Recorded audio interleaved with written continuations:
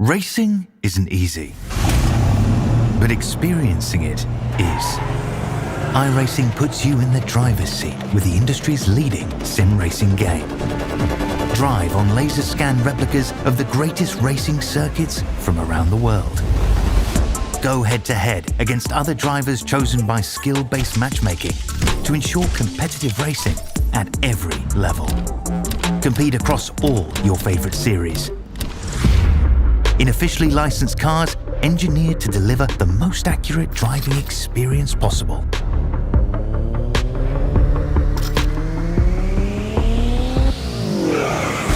Join a race or host your own with players from across the globe. Race against the computer or in a league with friends. Feel the thrill behind the wheel. Visit iRacing.com.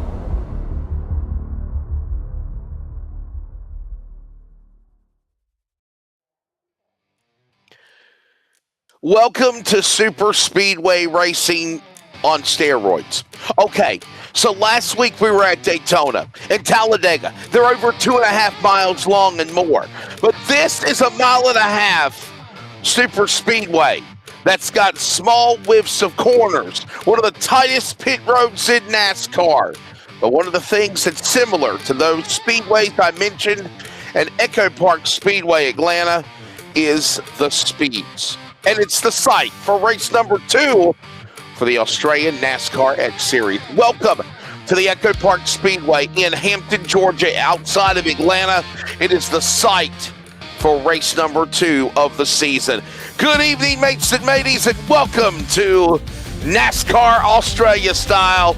We welcome you to our coverage. I'm Wesley Outland. Aaron Dorman is filling in for Nigel Sedell. Finkelstein Hopton always on production, and we're not racing any time. Here's the starting lineup as Team Vermilion is on the front row with Joshua Houghton and Josh Perwine. Row 1. Row 2 is the field grids here in the ATL was Lewis Greathead and Zachary Rattray White-Roxall, okay, whatever the hell it is. Ethan winner last week at Daytona. That man is going to be the guy that everybody's got a bullseye on with Cody Keith KD, starting on the outside of row 3. Row 4, Trent Godsley and Fitzroy Beaumont. They'll start 8th. And Aaron, good afternoon to you. Good evening, Angus Lawford and Britton Hobson will start on the top 10, buddy. Hello, everyone. Thanks for having me here. Out of P11, we have Tom Freer and Shane Bowen. Row 7, Tom Pritchard and the first of the Lobs entry with Jared Filsell. Not far behind Filsell is his teammate Brad Newman. They're going to want to move forward very quickly with Blaine Densley out of P16. Jason Holdsworth and Jamie Davis filling out row 9. Row 10, Jacob O'Reilly and Sam Chapman, both for Vermilion Esports. Then we got Tyler Williams. Moving on to the next round, row guys. Tyler Williams and Vortex. And we'll find Nitro's Keith Hackney. Row number 12, keep an eye on those drivers. Scott Rankin and Michael Skurlock. Row number 12. Row 13 on the grid. Brandon Chooch Griffiths from Project 36. And Shavoyne McKernan. It'll see the Red Bull car back. Braden Sagasser, 1-9, along with Jarek Hoyt. And your top 30 will find Michael Campbell, along with Dave, Olgie, and Zach. He'll start in the 30th position, and you got the finishing order. Keep going there, Mr. Aaron. Out of row 16, these are the guys that haven't qualified, so they're going to be at the back with Matt Danson, Josh Micklemore. We're going to have to get through these pretty quick. Wayne Burke and Timo Blundell, row 17. Daniel Boyd and Ryan Barber for P35 and 36. Brian Blundell and Dane Diego Snadden, new member for AWR there. Brad Wright and Kelvin Clark rounding out the 40-car grid. There's the starting lineup as we will have 3 stages in this race. We'll give you all those details and information in just a moment. But for right now, here they come, working to the line. Ladies and gentlemen, Australian NASCAR X Series comes to green. First stage, 20 laps, round 2, EchoPark. Underway, there's the race analysis. 2 20-lap stages, and then a 95-lap run to the checker. We're underway.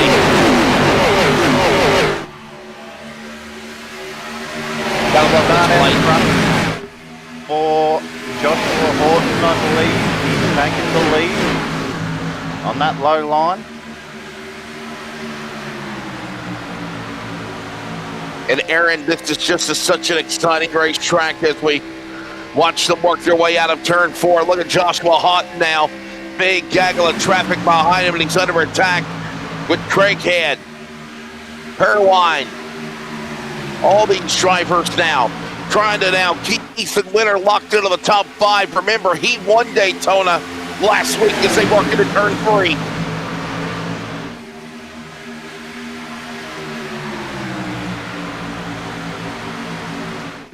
We're just having a few technical difficulties on this stream at the moment.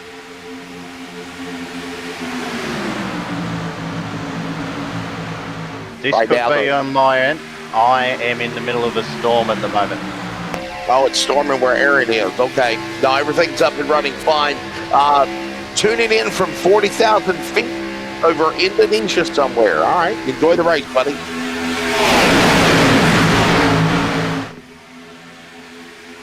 Working their way off the corner here. They come to the line as we see these guys continue to slice and dice in this type of racing, super speedway style on this mile and a half. As they work now side by side, first 3 rows, door to door. Now open the door for the leader. It's Perwine. Joshua Houghton now trying to hold these guys. Joshua Houghton, Josh Perwine, Lewis Greathead, all these drivers as they dive down into turn 3, Aaron. If our buddy's having a problem with weather and we might have lost him. Dean, I'm talking to you, buddy. Good evening to you, my friend. You got to love Atlanta. Oh, yeah. Super speedway racing on steroids in the stand, and right now it is hot and leading them to the back straightaway. Hot Atlanta, my friend, and it's what it says, 73 Fahrenheit, 23 degrees. It's a great day to go racing. Partly cloudy, no chance of meatballs, my friend. Maybe a chance of meatball, of course, if you smash your car and wreck it completely, and there's no way to get it fixed in time. But Wesley, once again, back in the booth with you, my friend. Humidity's at 30%. It's a nice day to go racing. Beautiful day. Partly cloudy skies, 75 on the track temp, about 72 degrees temp. Winds around 11, 12 miles an hour to the northeast. Nothing like what they had in the real NASCAR race on Sunday, man. I'll tell you what, they were looking at 25, 30 mile an hour straight winds, but gusts up to 40 miles an hour. And it was cold as hell. This is a beautiful day here in the ATL in the virtual world. And right now, Joshua Houghton, you're on board with Brad Newman, last year's champion, sliding, wiggle, jiggle, giggle, bobble, down in the middle of the lane in 1 and 2. To giggle and jiggle. That's trademark to you there, Wesley. The giggle and a bobble and a jiggle, and I can't even get that through there. But Brad Newman, of course, the number 1 on his car for a reason. He's got his teammate there, a little bit behind him. Jared Fessel, remember, Fessel's been a mighty ally to him this season. They're almost similar liveries, you can see for the Lobby Esports entry. So look out for them a little later on this one. But Joshua Horton in the lead there for the 080 machine, controlling and dominating everything. No changes within the top 5 in this race, Wes. Bubba Wallace says, Leslie, I'm bringing you some chicken salt. Meet me in Japan. Yeah, right. I'm not going to Japan. I think that's our buddy Double D, Dave Douglas, right now, down to the outside. Keep an eye on him. You haven't tried it yet, have you? I have not. Dave Douglas told me he's going to mail me some chicken salt and some other great gifts from the Aussie world, but I think tariffs are holding it up. So, Perwine, look at this guy. Houghton back and forth, back and forth. Joshua Houghton now sent his sights on Joshua Perwine for the lead. They're right there, door to door to the back straightaway here at the ATL. What's interesting is Brad Newman's been one of the fastest drivers of the last 5 laps. He's sitting back in P9 at the moment, 6 positions gains, and one of the biggest gainers at the moment. He's not at the front, but not easy just to get past everybody, Wes, because look at the track. It's pretty much a blocker, 2x2x2x2. You can get that third lane going, but it's risking it for the biscuit, literally. And you can see in the middle there is Newman Talking about risking it for the biscuit there, Wes. He's in the middle of this one, and there's a turn. The 16's around. Yellow flag is out. Last year's champion Brad Newman collected. His teammate Jared Filsell collected as well. Other cars pile in into turn 2 to the back straightaway. Keith Hackney involved. Blaine Dinsley. Fitzroy Beaumont. There it is. And the caution will come out for the first time on lap number 10, midway of stage 1. Here's a replay. Watch this up. Yeah, Wes, you got to see that at the moment. I don't know where Newman was going, to be honest. I mean, it's just, there's no space there. It had to be some sort of clear. You're relying so much on every other driver there to not move, do nothing. Remember, there's a vacuum cleaner effect that happens out there when you're in super speedways racing. Yeah. And, you know, there's going to be a collision. I don't know if that was a little too eager there for Newman or not. Also, his teammate, Fusel, in the back there, he's also in trouble. Yeah. So, I don't know. Britton Hobson caught up in it. Also, the number 88. Here's another look at it again. It's a lot to look at. Watch the 88 car. Watch the 88. Tom Freer just barely scraped by. Look at all this chaos and mayhem on the outside lane. Fitzroy Beaumont. Oh, hang on. Britton Hobson. My friend, yep. Here it is. And here it is again. Watch him in the corner. 3 wide. Newman hit the left rear of Beaumont. Beaumont in the diamond of the corner, in the apex of the turn. Nowhere to go. Here it is again in real time. Watch this. That little tap to the 1, to the 16, and around we go. And Hobson and Filsell nowhere to go. Dinsley gets collected. Then the 222 piles in. Jared Fitzroy Beaumont, Keith Hackney, obviously, Jacob O'Reilly. The 6 of Hackney going around, spinning. Oh, boy. Never looked at it. Oh, boy, Keith Hackney. Oh, nothing to see, is it? That's the scene of the crime for Keith. And not just himself there, Fitzroy Beaumont as well. He's already in the mix. Sorry, we'll go back a little bit on that one. But you can see there, Wesley, just nothing, nowhere to go. This is going to happen very quickly here. So Fitzy's here. I'm telling you. You'll actually see, he doesn't even know, but there it is. So Newman goes up the middle. Fitzy just sees this bird's eye view here at the moment. And obviously there it is. He's even going to see the teammate there of the Lobs Esport entry. And then he's facing in the wrong direction as you see a whole bunch of cars go down to in the middle. And have a look at Fitzell. This is interesting as well too, because he is the teammate, Wesley, of Brad Newman. So he's sitting back there. Look at Newman in the middle. There's the incident that occurs right there. It's a tap within milliseconds at the moment. Fitzell has to react. Bang, he gets slapped. So just like that, 1, 2 Lobs Esports drivers are down into no man's land, essentially. Sliding. Actually, Newman might have got away with that one a little bit, but Fitzell, unfortunately, the 94, who's been running up the front in a lot of races, in a bit of trouble right now. Jacob, one of the people said that Brad Newman was like Hurricane Carson Hocevar. Obviously in NASCAR, the 77 for Spire. He kind of caused a 3-wide accident in overtime at Atlanta on Sunday in the Auto Trader 400. Won, by the way, by number 45 for 2311, Tyler Reddick. Another 2311 car, Bubba Wallace was leading, but nobody would go with him. Carson Hocevar would get no hit for help either. He caused a big crash and took out some good cars in the process, but nonetheless, Tyler Reddick won. He won the Daytona 500 last week, and he wins Atlanta this past Sunday to become the only 6 different driver in the opening 2 races. Last time that happened was in the early 2000s with Matt Kenseth, who is now a retired NASCAR driver, might I add. 13 of 135 laps as we are closing in on the end of stage number 1. Thanks again for joining us on Highline Broadcasting. Yes, sir. Bubba Wallace has joined us, as you mentioned.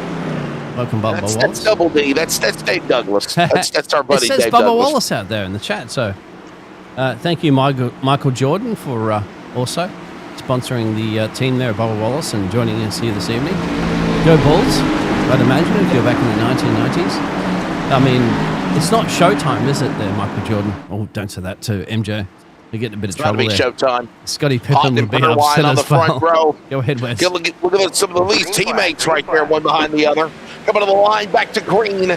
8 make it 7 to go here in stage 1 in Atlanta.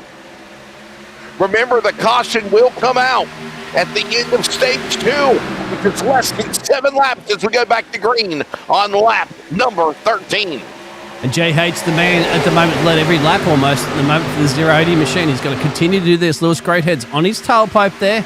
Josh is in there, in the mix there. Don't forget about Ethan Winner, the Brizzy boy. He knows how to get it done for Queensland, my friend. Our buddy Aaron Dorman, I believe, is being hit by weather, severe weather, and because of that, he's not joining us, but our buddy Bigglestein Hopton. Enjoy calling races with him in the States, working with you, awesome in the Aussie world for you, sir. I know it's nighttime in Australia. It's only 4 o'clock in the morning for me. Oh. And right now, here they come, working now out of turn number 4, down the line, down the back straightaway. Irvine showing the strength over Houghton. Yeah, here we go. He's going to push it. It's a Josh and Joshua show at the front there. Lewis Greathead. Don't forget about Zachary in there with 6 to go there. Mr. Well, the voice, I'd have to say, of motorsports, Mr. Wesley. It's time to move, isn't it? It's time to get going because it's 2 by 2. The third lane would be a risky option right now, but perhaps you want to get stage win, you've got to risk it for the biscuit. One guy that's falling back is at number 17 of Zachary Trey White. He started in a really good solid spot. Now he's free falling, losing ground in the number 17. There he is. You're on board with him for the Eclipse Sim Sports entry. Now behind Josh Perwine on the inside, Joshua Houghton. Team Connie Vortex on the bottom. Houghton to the lead as they work under 5 to go in stage 1 here at the ATL. Down to the backstretch at the moment there, Wesley. They're going to go 2 by 2 by 2. So you get 4 to go. When do you start moving? When do you start doing anything? Keep an eye in the background as well too. A few of the drivers there. We got Scotty, we got Dave, we got United States of America representative. He's on 18. He's in 12 at the moment. He's nowhere near the front that you need to be to get the stage victory as they do another lap. Yeah, we've got our buddy, Joshua Houghton right now in the top spot, but look at this. Keep an eye on these drivers starting to climb. The Josh show. Lewis Greathead, Zachary Trey White, Lewis Trent Gosley, Ethan Winner, last week's winner. Right now, patiently in the top 10. Right there on the high side, watching all this going on as they work out of the corner. They're coming to the penultimate lap in stage 1. 2 to go at the line. Josh has got his nose ahead at the moment, but look at the attack right now. There's the other Josh, the 999 machine. So it's a Josh and Josh show. Lewis Greathead and Zachary could be big beneficiaries here. They could be the ones that can push them across the line. Of course, they say, okay, get the stage win. This is where you need your teammates, if not friends. Need them all. Need everybody that they can have and push your way up to the front. But it is good to have your teammates behind you. Then somebody that's going to take it away to the line. 1 to go, stage 1. Joshua Houghton right now. He's on that inside lane, protecting the bottom. Couple of Chevrolets now, 4 to be exact. In the top 4, Toyota Ethan Winner watching on in 5th. Back straightaway, team final time, stage 1 in Atlanta. I don't know which Josh is going to get it. The 999 Josh or the 080 Josh. It's so close, Wesley. Turn 3 and 4. Done and dusted. To the line soon. End of stage 1. Left right. Houghton inside. It's Houghton. He will hold them off. My goodness, boy. Look at a dead heat almost it was. Wow. For the end of stage number 1. Yep. And we should be looking for a caution flag when they work the back stretch. Now, that is the end of the first stage of the race. I believe so, Wesley. Joshua Houghton, are they not throwing a caution? I don't know. It should be. It says 1 to go, actually, so it might not be over yet. So that's fake news, Wesley. Now it could be the call. Oh, no. We're in stage 2. Yeah, we're in stage 2, so I guess we're going green on this one. So we'd have to go back to the stage win on that one, but anyway. Or race control forgot to hit the button. Joshua Houghton is going to win stage 1, so we are in now stage 2 of the race. It's another 20-lap stage. Yep, apologies for that. My internet's cleared up a little bit. Hey, welcome back there. Stage is 30 laps and then 30 laps. So we've still got 30. a couple laps left in this stage, another 7 to go. My apologies on that one. It could be. Oh, I'm sorry. I was under the impression that it was 20, 20, and 95. No, Yeah. my bad. All right. Well, I guess we got According another to the less than 10 schedule, remaining in stage 1. It was 30-60. You're right, man. It's 30. So it's 30, 60, and then the finish of the race. Well, we're a little short on that one there, Wes. But thank you. It's just keep everybody waking up at the moment. We knew exactly what was going on. Over to you there, Aaron and Wes. They are going to come on the line, but now 7 to go now in stage number 1. It's thank you, Darren, for fixing that up, and hope you're doing okay with all the weather over there where you're at, mate. I've turned everything on and off again, so we're good to go at this point in time. This bottom line just seems a little bit more connected than the top line, but they're starting to form up. They're going to have a big push with Josh Perwin at the head of that line in that 999 Vermilion Esports team, with, I believe, Trent Gosley following in that black and purple machine. So we're looking out the back of Joshua Horton at the moment. You see Lewis Greathead giving him a bit of a bump draft. That outside line starting to get a bit of momentum as we round into turn 3. Right now, Houghton continuing to hold on to that top spot as they work their way up on the high side. Look at now, Perwine, top side, giving a push. Already one yellow flag we saw. Watch now, getting something going. Top car, outside lane. Wayne Burke trying to go 3 wide. Get that third lane going, but he can't do it now. Aaron, as they go into 3 now, coming to 5, 4 to go in stage 1. Field's starting to break up in behind him. There was a car sliding down on the apron. We're not too sure what happened there, but we've got to hang on this lead. You can see Joshua Horton trying to block the top lane there. Decides to step out of it. Got Perwin coming around on the outside. Greathead's just a little bit closer than Gosley, so that bottom line's just going to have a bit more power and momentum. As I say that, Gosley's getting a big shove from behind, so that top line. See Cody Deeth on the outside trying to make it 3 wide. He's going by himself. Don't know if that's a wise move. Is it Cody Deeth? Who's that blue car on the outside? 311. Dave Ollinger. That's Davo. That's Oldie and Zach. Yeah, Oldie and Zach right there. The man from Charleston, South Carolina. He's a Carolina boy like I am from South Carolina. And then you got the Georgia driver from Calhoun of Bay Packney. They got caught up in the accident earlier. As right now, here they come down to the line. 2 to go. Houghton in the lead. Perwine powers back up top. Outside lane, laps wind down in stage 1 at Atlanta. You can see Braden's tagging us up. Being by himself on that outside line. It's not going to work. Oh, you see Cavo try and step out of line to get that push, but goes up, hits the wall, so he's going to lose a ton of pace there. Neck and neck at the line, 1 to go for this first stage, with the Battle of the Joshes out the front, the 080 and the 999 of Josh Horton and Perwin. Yeah, Perwin and Houghton continue to battle. Godsley right there on the back door. So is Lewis Greathead as they'll work up the banking into turn number 3. Mark on the wall on the high side out of turn 4. Meanwhile, here they come to the stripe. 3 wide behind them. Up high goes Winner. He can't get the clear. Neither is Cody Keith. And Joshua Houghton is going to win stage 1. There's the caution for the end of stage 1 at Atlanta. Joshua Houghton gets it done. That win comes all the way down to the pushers behind it. You can't win these races on your own. You've got to rely on having some friends or just people that don't like you. They like you better than the other guy and they want to push you to the front and get in that lead. Said that in a very, very nice way, honestly. Aaron, it sounds like you've been in that situation before. These super speedway races are probably better off at the start of the season because you haven't upset anyone yet.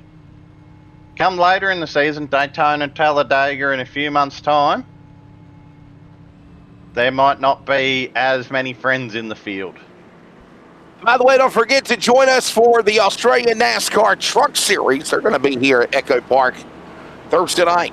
Remember that like, subscribe, hit the bell so you can get a 30-minute warning before we go live and live coverage content notifications on, of course, the Highline Broadcast streaming network. Look at these guys. Remember, this is what I was telling you about when we came on the air at the introduction.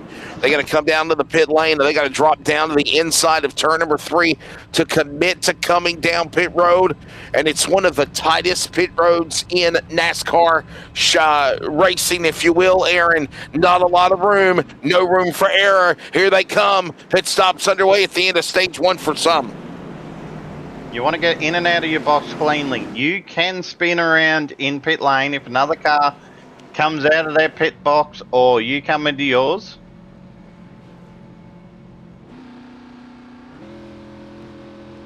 Pit stops been going on. Here they go. Drivers inside their pit stalls. And now we're seeing who's going to take advantage of being able to be the first guys to come down to the pit road. Some drivers actually had pitted already. If you remember during that first caution at lap 10, we did see some drivers pit.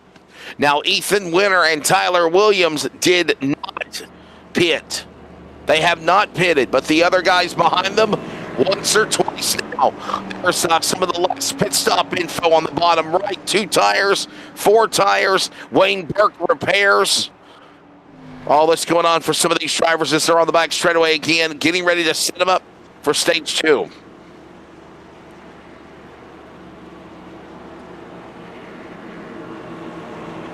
So full service for these cars, 4 tires and fuel is going to be somewhere around the 14-second mark. So some of the guys that would have taken 2 tires, save a little bit of fuel. It wouldn't be a full tank.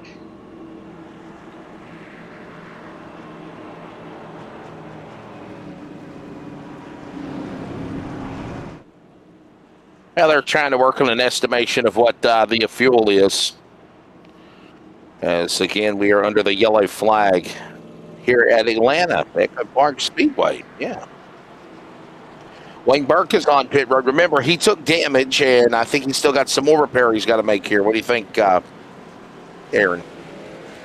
If he's coming down a second time, he's just sitting there. He's going to get a little bit of damage done. He can't get too much done there. That might have even been a little splash of fuel.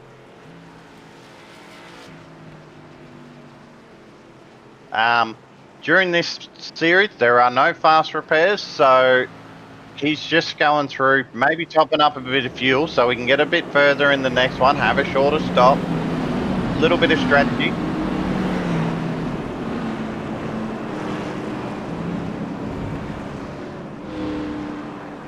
Some drivers have been suffering some penalties, meatball flags being given to some drivers.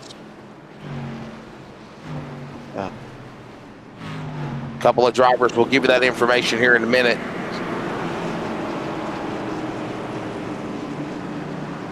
There's no Cody Deeth, I believe is what we're being told, is suffering a penalty. And some other drivers as well. I believe Cody Deeth's penalty is an unsafe pit entry. So you can see that yellow line on the inside, or the white line with those squares in it, on the inside of the track. You have to stay inside that. So watch for them to pull out. Green's out, green flag, green flag. Back underway, ladies and gentlemen.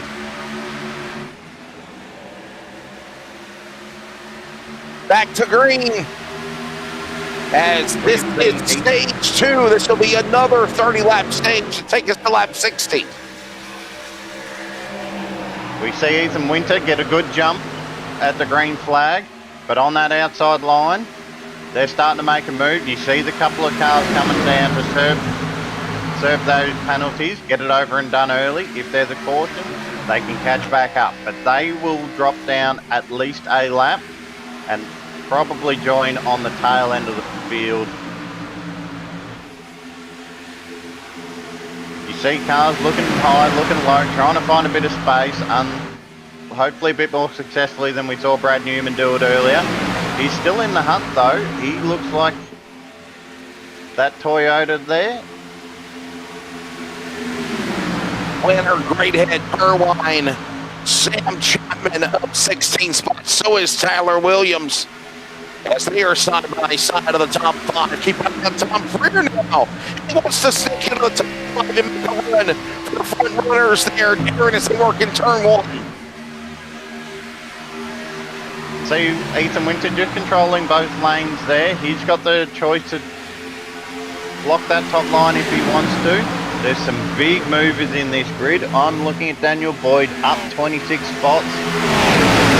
Michael Campbell up 17 spots. Josh Micklemore up. I believe we've got some lap traffic. This could be one of those penalties that you saw earlier. They're going to have to negotiate their way around. Is the lap traffic going to go high?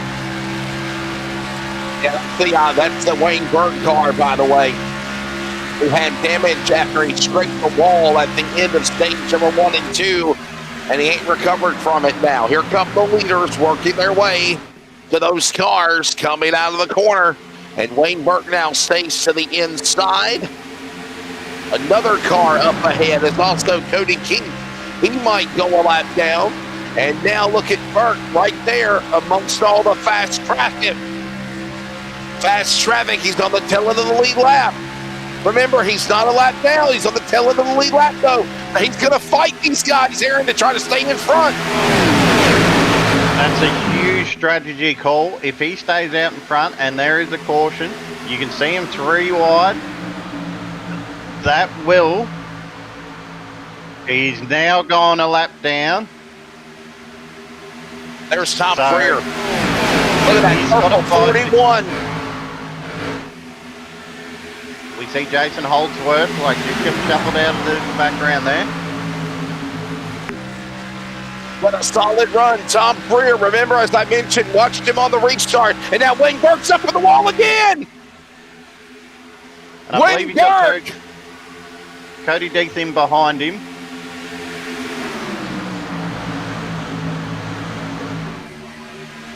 Fitzroy Beaumont is on pit road also. All this going on is right now. Ethan Winter jumps back out in front. Remember, Aaron, he's the defending winner. He won Daytona last week to start the season. So Ethan Winter is on great form.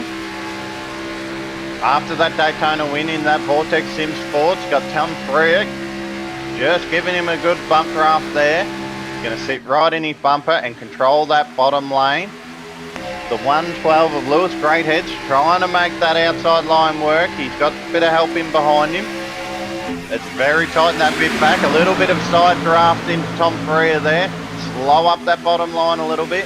Got to hope Tom Freer gets it settled. So that was one of Josh Perwin. Just got, big hit there. And we're under a caution. Trouble front straightaway. Angus Lawford, one of the Project 36 drivers, crashing. And the yellow will come out as Tom Pritchard also got collected in it. And I got to wonder on lap 43 if this did not happen, Aaron Dorman, because of what our producer Dean was telling us in our ear, where Josh Perwine got loose. Watch the stack up, and I'm wondering if it made everybody stack up behind them there, check up, and get on the binders after Perwine hit the fence. Watch it again. You can see that 91 get a little bit scared. He drops down to the inside and just gets turned on another car, and the 91 is of Tom Pritchard, and it just, you're on the limit of grip coming through the quad oval there. So he has a little freak out of the 999 up there, turns down, turns himself across the nose of the 999, is it? No, it's not. The car on the inside there.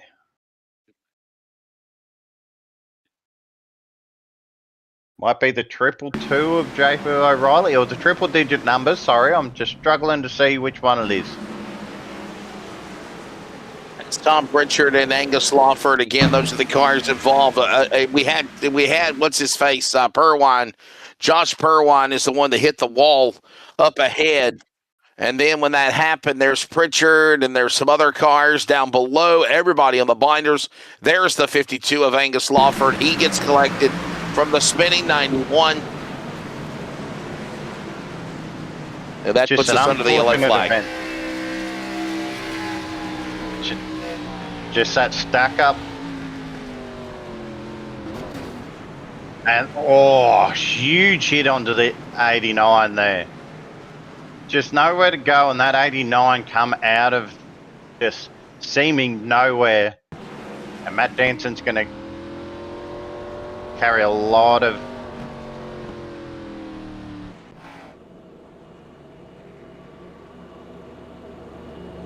We are back live. We're going to see if a few cars are going to come down to pit road.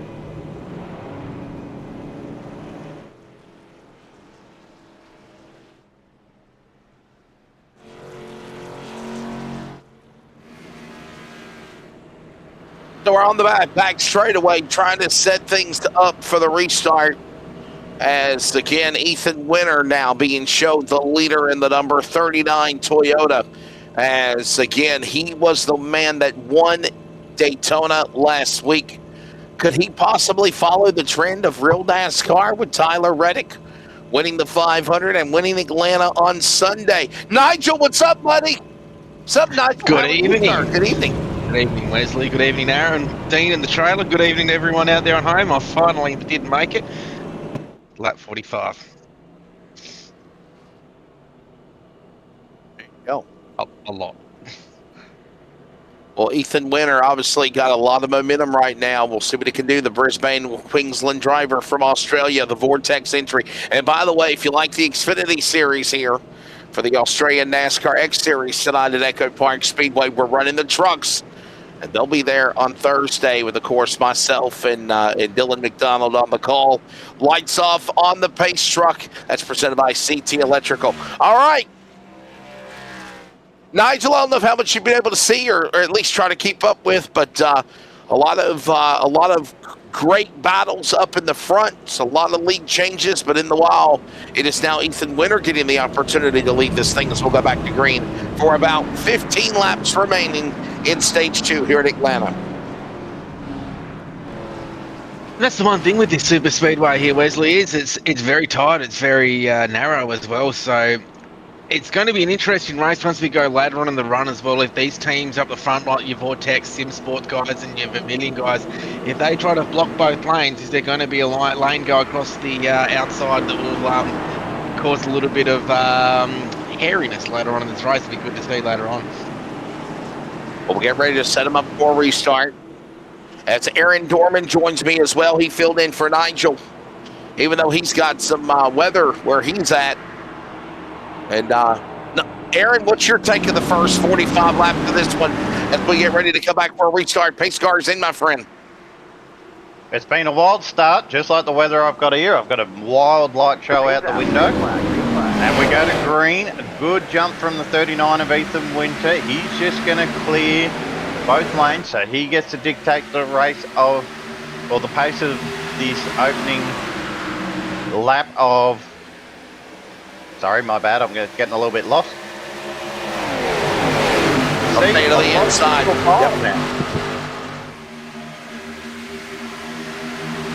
Keep an eye on these guys as they work their way down that back straightaway, closing into the final second half for stage 2. Everybody now nose to tail, single file as they work down through 3 and 4, entering the dog leg.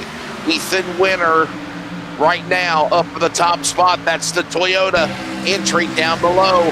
Greenhead looking down top rear. He's got company on the outside. My friend Godfrey going for that quad Nigel for second and third on the back straightaway. And there's one thing you will see tonight, Wesley and Aaron as well, is these guys won't go down pit lane earlier to fill up fuel at the end of the stage. You'll end up going a lap down to the speedway. Shorter, it's only a mile and a half, so that strategy goes out to play. So these guys will have to go all the way through to the end of the stage. Now, those guys that haven't pitted yet can make the end of the stage quite easily, and then I would say that it's about a 55 to 60 lap tank to get in these cars. So I reckon they'll be back down around that lap number 70 to 75, which will get them to the end. Keep an eye on that. As you mentioned, all of this going on as they'll funnel their way back through 3 and 4 coming down to the line. This, by the way, the Australian NASCAR X Series here on Highline Broadcasting. As right now, winner got a gaggle of traffic behind them. There's a storm brewing there, Aaron. And it is great heading, Gosling and Freer and Dinsley. How about Blake Dinsley? Caught up in an accident earlier. He's worked his way back into the top 5 with a lead lap from the back straightaway again. That outside line seems to have formed up now. We saw the most single file running at the front of the field that we've seen, which allowed an opportunity for someone to take the risk going out on that outside line and making up some spots. We've seen Gosley, that second car in line, but now he is that leading car with, I think, Sam Chapman behind him, or Tyler Williams on that outside line. He's going to need a big shove to get up the front. Maybe the 112 of Lewis Brakehead will jump up and try and take this stage win. With 10 to go as we cross the stripe. It will be 9 left in this stage. Yeah, now the single digits now here in stage number 2. Gosley trying so hard to find a lane, pick a lane to pull down to the bottom and join the cavalry. But it just seems to, Nigel, the door's shut. Nobody wants to run with him. He's like the Hocevar of, we got trouble, and they lose it from behind. Crash up the banking, and it's a big one. A lot of cars Chaboy caught up in McKernan, that. others crashing down to up the banking, down to the bottom of the apron. Daniel Boyd, Kernan, Kelvin Clark, another one of those cars. There's a 777 involved. Oh, no.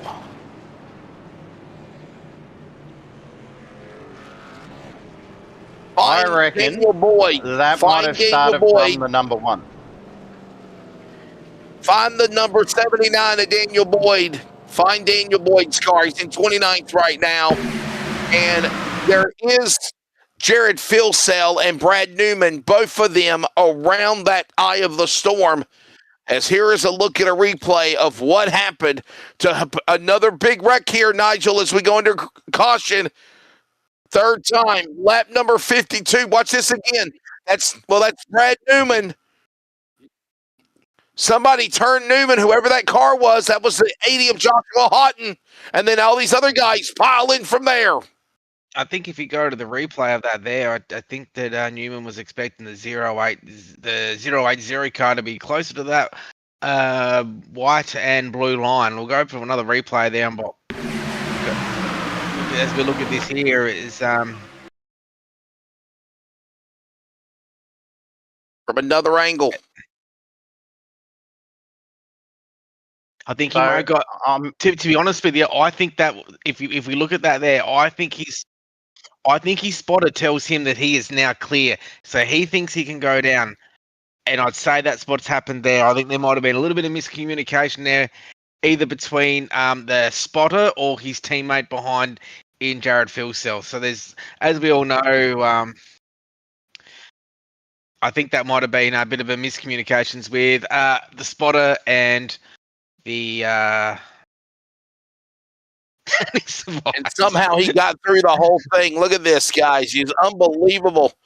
That big crash, all those cars involved, and somehow Aaron Dorman, he is going to get away from it. Watch this again. The guy that got caught with his hand in the cooking jar is the guy that gets away with it. Watch it one more time. So we heard, going back to Cletus McFarlane, for his Daytona race, he was told often the person who calls us direct gets away with it. And that is very often the case in oval racing. So listening to the race radio, the driver behind it in the 94 said go middle, but maybe he said he was going middle, and that, like Nigel said, a little bit of miscommunication. Brad thought he was clear. went down to that middle line and just caused that mayhem. Oh, man.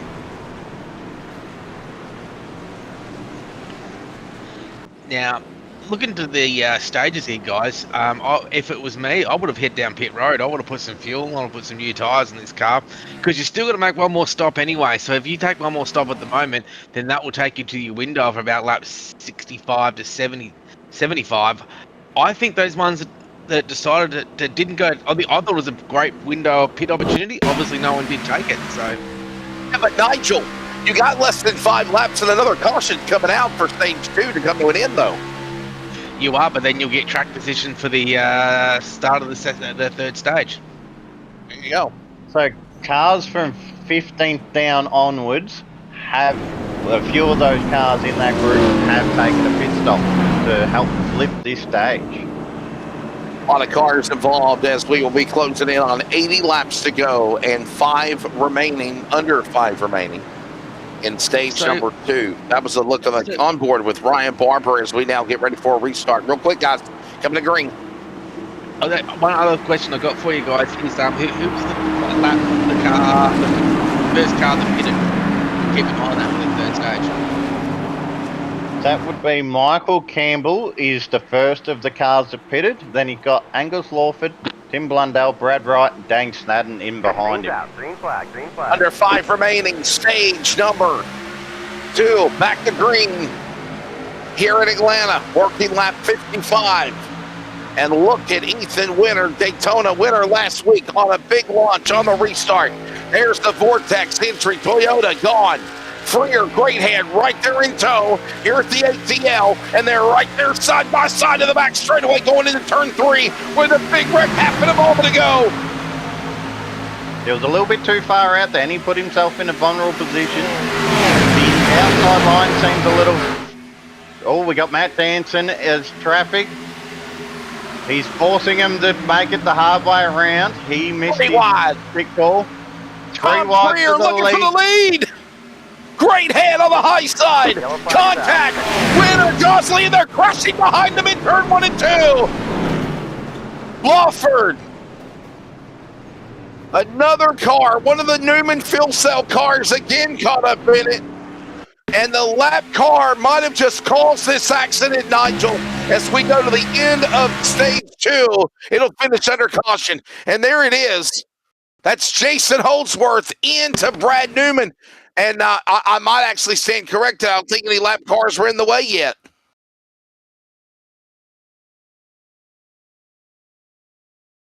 I don't know. I mean, I see that car on the inside, and that's Tom Freer going for the lead. There's no lap cars around. That's Holdsworth and Newman, and there's contact. That, who's there's what car's behind them, or the Project 36 car? Go behind that one there, and I reckon we might see what's happened here. It's the... Here we go. Here we look at the behind the 350. The 350. This series doesn't have live race control. We've never had to need live race control, and probably never will. So we won't need it. Yep. There we go. There we go. It's right there. So. Yeah, the 350 car was, he was in the back. Here comes that strategy, by the way. Here comes cars all the way coming down pit road. So while we go back to live pictures now, you see all of the front runners now coming down pit road.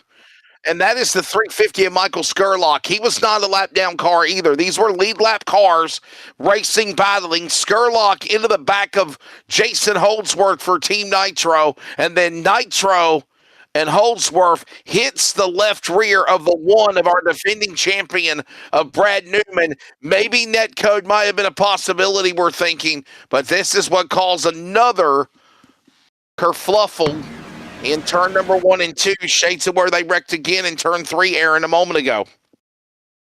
That just looked like Jason Holdsworth coming up high to go around the lap car of Matt Danson and just misjudging where Brad Newman was on the track. So this is going to be huge strategy between those who pitted in that last caution, this will bring us to the end of the stage. So we're going to have Brad Wright at the front of the pack, going to bring out maximum points, then Blaine Densley, Lewis Greathead, Ethan Winter, Tom Freer in the top 5 positions. Yeah, this race will end right now in stage number 2 for the second stage here under caution, obviously. And a lot of these drivers, as you saw coming down to the pit lane, this driver is going to take advantage of staying out in front as they will work their way to the line this time by. This will actually be the final lap of stage number 2. When they cross the line, it'll be lap number 59.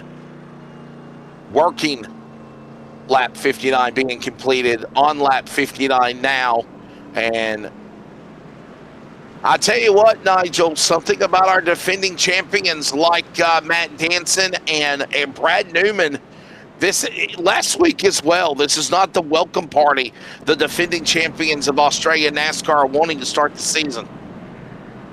No, it's not. But you also got to remember too, Wesley, is it's no different than the real NASCAR as well. Is these super speedway races are just pure lotteries, right place at the right time, and I think those guys there will be looking ahead to getting these 2 races out of the way, minimal damage as possible, and then we then head to the Coda next week, which will be the start of the road courses. So a lot of those drivers are already looking ahead to that. This will be just one of those races tonight.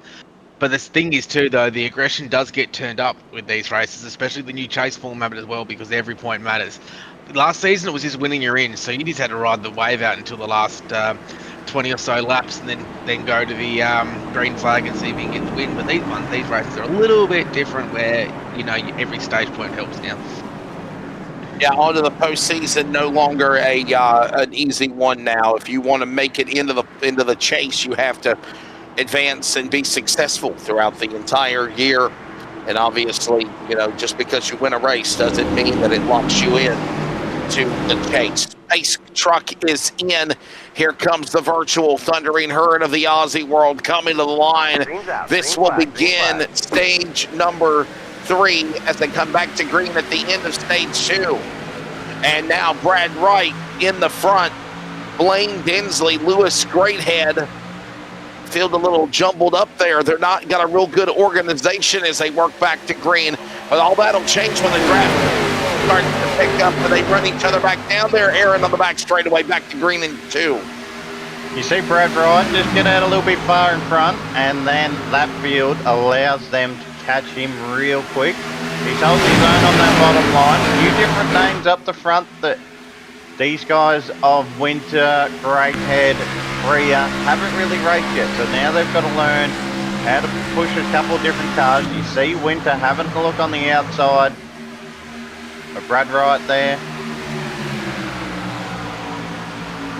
Got Blaine Densley to the lead, drops down from that high line, which now has a head of steam. Trouble guys to the back. Got a caution. We got a car in trouble at least.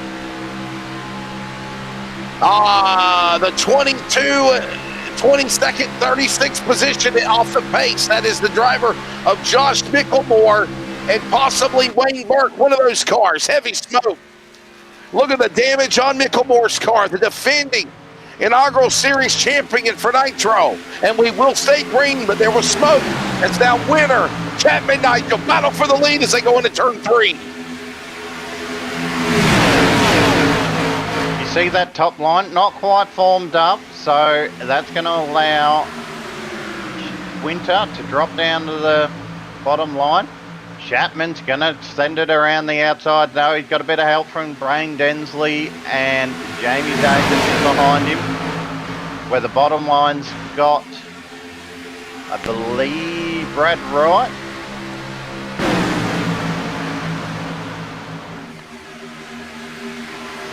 Working a corner. How about this, Nigel? And look at these guys that were caught up in accidents earlier. Remember? They have worked their way now. With 70 to go. Back up into the top 5. Look at this as they go back into 1.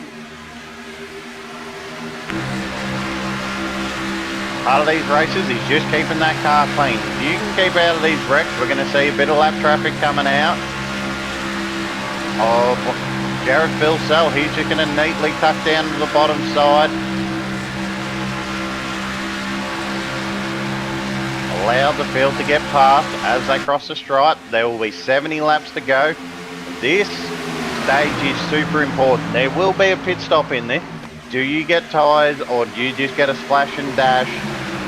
Huge amount of decision to make here. Your car will trend loose. This drives somewhere between an intermediate and a super speedway. In these drafts, you are going to lift.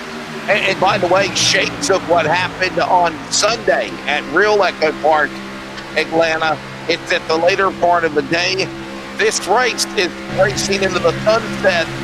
That's something we'll keep an eye on, as that sun could be bearing on them. And the lights have just started to come on here at EchoPark as well. This race will finish under the lights, Nigel, and it'll make a crazy finish as we watch the front runners battle at 3. You can see the lap traffic on the outside. They're hanging it right up on the fence. You can see them, they've got no bonnet there. So you can see what the sun looks like when it comes through the cab of the car. If these drivers get the sun in the wrong spot, they can make a mistake and it can have huge consequences, as we've seen. This lead back though, that's rough. Talk about this racetrack itself, and you notice from the white, double white line to the red line, you don't have a lot of wiggle room. And what I mean by that is, if you look at last week at Daytona or you look at Talladega, look at the width of how long the racing width is from the top of the retaining wall all the way down to the bottom of the apron. Nigel Sedell, they don't have that here at Atlanta. You have mere, 35, 40 feet of width. If you make one wrong slip, you've caused an accident. You've got to make sure that you're right down on that red and white line, because if you don't, someone will go up underneath you, because you do go up the track a little bit. So that is one thing to look out for. The best overall time at the moment set by Tim Blundell at 30.691. So he's flying through the field here at the moment. We're at 67 to go in stage 3. Now the pit window does open in the next 5 to 6 laps. 3 wide, baby, there you go. And there's still 3 wide behind them up on the top side. That is Dinsley, and that is actually Gosling's car, way up high. Open the door to Winter and Dinsley battling for the lead. Gosley now hung out to dry. Here comes the field, bypassing him on the bottom in the 1 and 2. Aaron in the corner.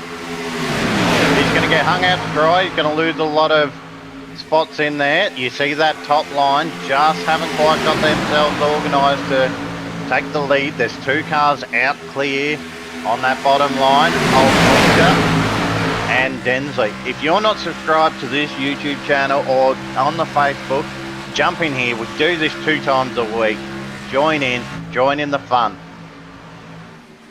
Well, we see a big wreck in the background there. We're under yellow. We do. We got trouble, guys. Trouble in the corner. Gosley, Keith Hackley, Tyler Williams, Ryan Barber, Dave O, Tim Blundell. 72, another massive crash. It's not been no little single car accidents. There's the 7-Eleven machine. That's a good place to get some chicken wings in the morning. Ryan Barber putting us under the caution flag. And oh man, watch this again. Replay time coming up. Whoa! Keith Hackney, the Calhoun, Georgia driver. Well, wait a minute. Let me say this. He lost it. And then, is that Gosley, I believe it is? Yeah. Yeah, that's Trent Gosley in the 0-4. And then but it looked like, honestly, Nigel, that the 6 of Keith Hackney for the Georgia boy, ironically from the ATL, from Calhoun, Georgia, from Georgia, he got sideways, and when he did, Gosley and these other guys had to check up. Watch this replay here. It was either that there, or did he have a hardware issue? You can see the 8. Look at the car sideways, right there. Just squeezed a little bit too far up into the 14. And we're not meant to say the certain term, so we packed a bit of air on the corner of that car. and then around What word are we not supposed to say? the Netcode? iRacing Is that a turn. bad word? iRacing don't tend to like say that. So just,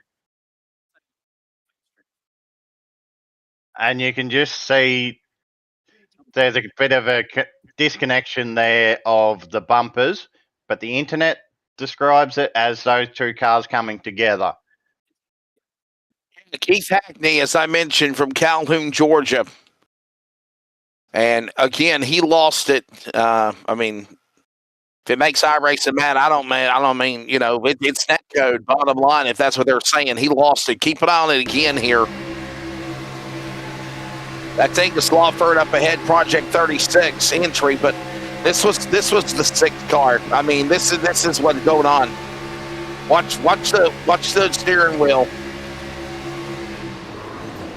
Oh wow. He didn't even know what happened then. And blown engine in it. You see the 05. So our producers asked him why the steering's off to the left. A lot of drivers like a little bit of left hand down while they're driving. I personally like the wheel straight up and down when I drive straight. And when it's straight up and down, the orange line would be dead center, right? It would be 12 o'clock, if you will, not 9 or 10 o'clock like his was. Watch this now again. Watch this car. That's Gosley on the high side. And again, he has to make a decision, right, Nigel? I mean, look at Gosley, nowhere to go. Nah, that's just an unfortunate incident there for Trent Gosley. He's had some bad luck in the last 2 seasons, Trent, but he keeps coming on back for more every year. So, yeah. Another yellow flag. 1 to go indication. All right. We'll get ready for a restart after 9 o'clock Aussie time, 5 o'clock USA time in the morning on Tuesday. Blaine Dinsley, Ethan Winters, Sam Chapman right now be the restart, along with Lewis Greathead, Tyler Williams, Tom Freer, row 3, Braden Sagasser, and Brad Wright, by the way, up in the top 10 as well as Jamie Davis and Dane Diego Snadden right now sitting in the top 10. Multi-car accidents, Aaron. Multi-car accidents have been the premium here. It's not just one little car spin or maybe two. This is the type of atmosphere, as I mentioned, super speedway racing on steroids. And the reason why I call it steroids is because I know it's not a big track like Daytona or Talladega. It's smaller, but it has the same ingredients of what the super speedways provide on a lot smaller scale, meaning the same chaos and mayhem is going to happen, and more than likely, numerous drivers, even innocent bystanders, are going to get collected. We've seen that in the cautions we've had to wrap up now our 6th yellow flag here at EchoPark. Phil will come back inside the EchoPark Automotive Restart Zone here at the ATL. Back to green. Number 75 of 130, ladies and gentlemen, 60 laps to go as we turn them loose again. You see Ethan Winter get out to that good jump off the start, but that puts him vulnerable to the 101 of Sam Chapman. You got Blaine Dinsley on the outside there. That bottom line looking very nicely formed up. About first 5, 6 cars in a row. Beautifully in line. Maybe Tom Freer could close up that gap a little bit and help push that bottom line along. This just shows you how tight they're racing. They move around a lot. There's a big wreck in the background. Yellow. Cars are up into the wall. We're back under yellow. Jamie Davis, Now is Charleston. This is Charleston, South Carolina. Dave Olgie and Zach, Dave O, Brad Wright, all crashed. Remember, Brad Wright, stage 2 winner. He's involved. Caution out again. Tim Blundell, Brandon Chooch Griffiths caught up in it.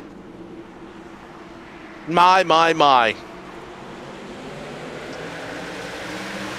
This just happened right after the restart again here, Nigel. Look at this.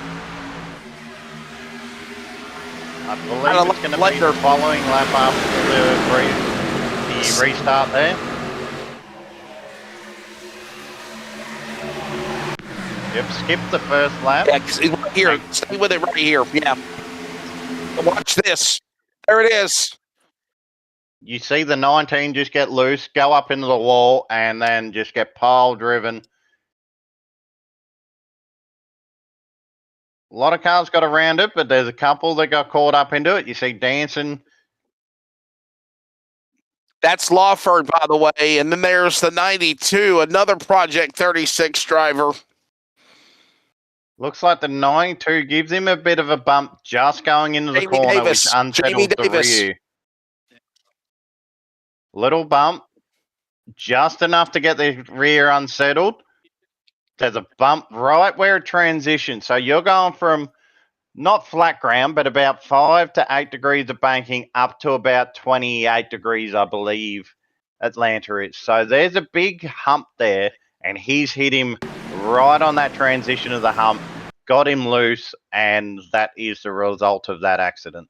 Yeah, nowhere to go. Again, Davis, Jamie Davis, Project 36, able to continue, keeps forward. Got some damage, though, on the left front and the driver's side of the 92, but the worst for wear was that 19 machine. Ethan Winkler back out in front again in that car number 39. Look at that man right now leading the way. Ethan winner last week at Daytona, trying to win here at Atlanta. You can't make this stuff up. It's not even a script. NASCAR, Tyler Reddick won the 500 last week, or this past weekend. He turned around and he won at EchoPark. Could we see the virtual Australia version of a repeat, if you will, Nigel? As right now, he's the Pied Piper, and that number 39, Toyota leading. And we also got Scott Rankin in the medical center as well. Should we drag him in and have a chat to see what happened? If you want to. We normally don't talk to drivers. We're under yellow, so we can drag somebody in, have a quick chat. Scott Rankin. Hey, Scott, you got a copy? Yeah, I do, buddy. Go, Nigel. So what's happened there, Scotty, with that wreck there? Is everything going to plan so far? Only a lap down? Nah, man. There's a guy who thinks he's a little bit superior to the field and wants to shove a nose where it doesn't belong, and then wants to blame the driver on the inside for closing a gap that was always going to close. So, yeah. There we go, folks. There we've got. Yous have actually missed it. This has been going on since lap 15. So. Can you tell us who that driver is, Scott? Oh, he knows who he is. So. Look, I mean, you'll spot it, but there's no reason to be shooting a gap 3 wide with a half lane to work with on lap 15, and that's what it comes down to.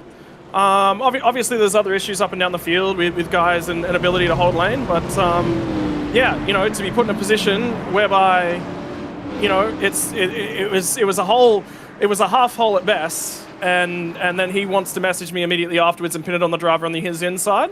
Mate, it's lap 15. Lap 15. We're at Atlanta. These things are messy. If you want to get to the end of them, you got to race with a head on your shoulders. And he's obviously not done that. And I had some fun absolutely messing with him for the next run. But when I get to him, he's got something coming his way. But we've had other trouble. Boy.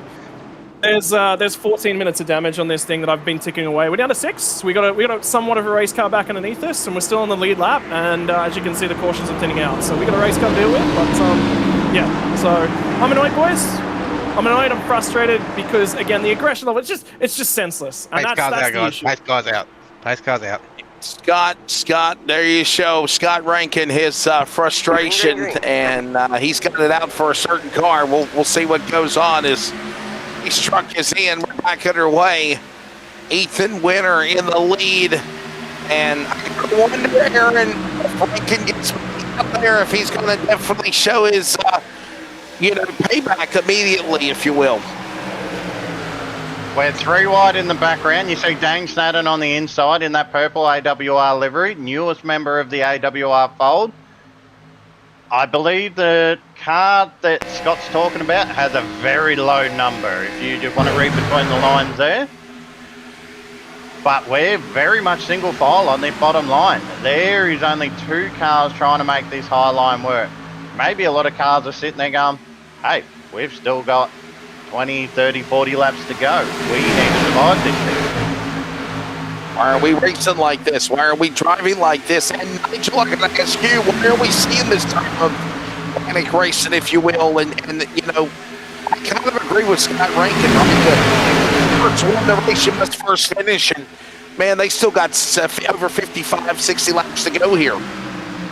100%, but you also got to remember, too, this is Atlanta. If anyone did watch the O'Reilly race on Sunday morning for us, there was a lot of cautions. You watched the Cup race yesterday, there is a lot of cautions. It's a tough track. It's a super speedway, and this is why we haven't gone here in the past. We've been out of the schedule. We were going to the old Atlanta.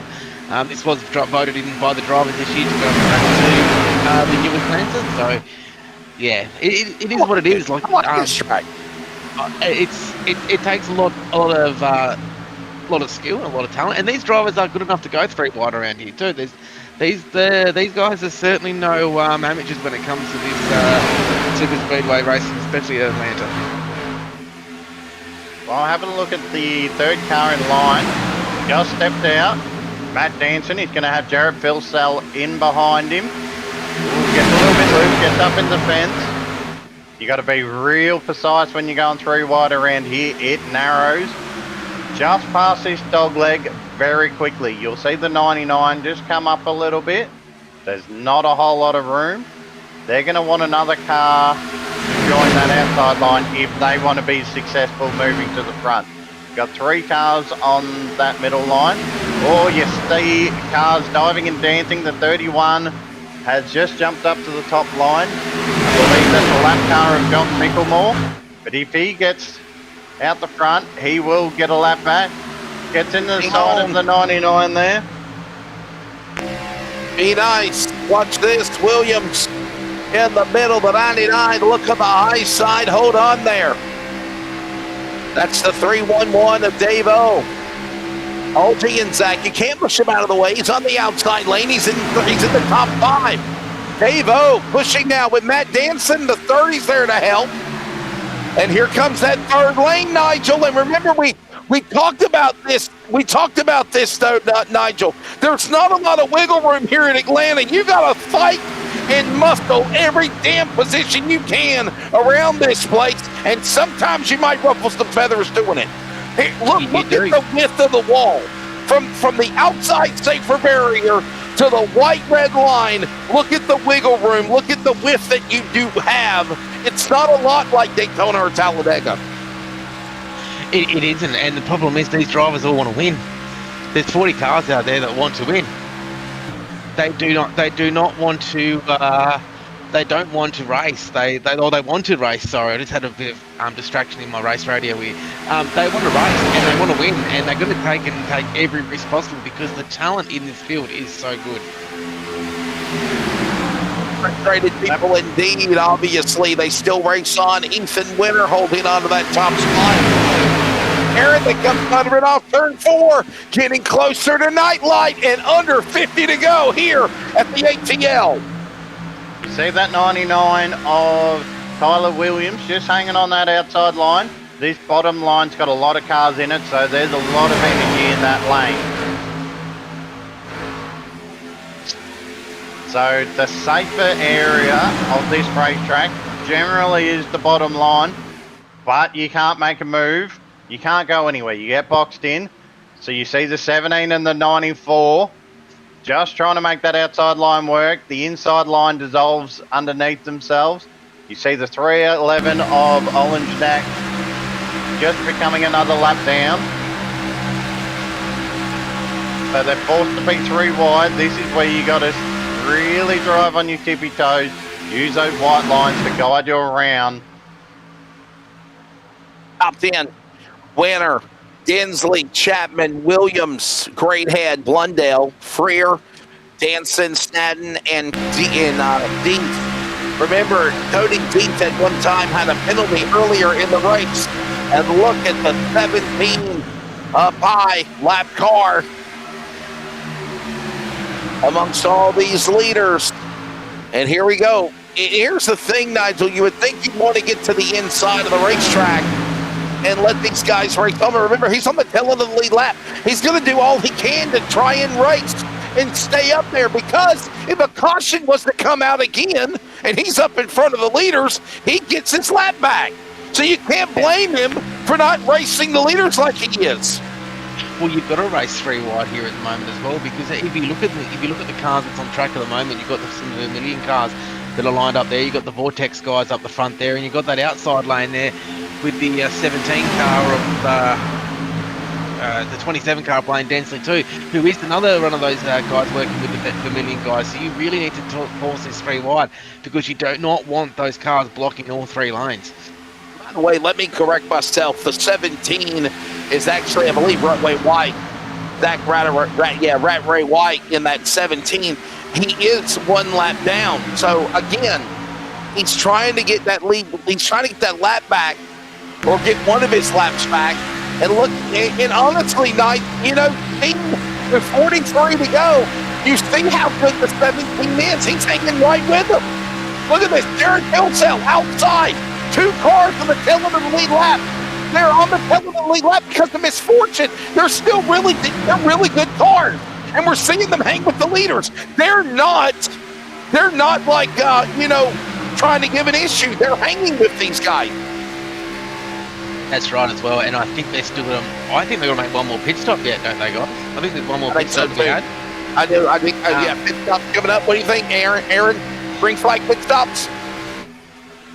If we go green, these cars are going to go somewhere around the lap 110 mark in that area. I'm not exactly 15 laps from now. 15 laps from now. Yep. So, again, Aaron's saying within the next 15, 20 laps, we can see these guys coming down to the pit lane. Now, will we see another late race caution and they come down under yellow, or will we see that green flag strategy of green flag pit stops, something, Nigel, that we haven't seen yet this evening? 40 to go now. It'd be something that a lot of these teams wouldn't have practiced for either. They would have be cautions. We should be right to pit under yellow, but I think we're going to see green flag pit stops if this happens. I hope I think myself as we see fuel cell there pushing the 17 there, the 17 car. Is that the 17 on that car? Am I seeing that right? That is the 17 of Zach Rattray Wright. So he's a lap down, or should we say on the tail end of the lead lap. So it's a 39 on that bottom line is the leader of the race. And now you've got Matt Danson on the top line, who's now taken the effective lead of the race. So Phil Self and Zach here in the 17 are not fighting for the lead of the race, but they are fighting to stay in front of this lead pack. If there's a caution, they'll get way past the pace car and get a free kick of getting that lap back without having to fight the lucky dog. Only one car can get the lucky dog each time. Right. By the way, don't forget the truck. We'll do it here on Thursday night on Highline. Forget to hit that like, subscribe, follow, hit the bell, keep up with all the great content.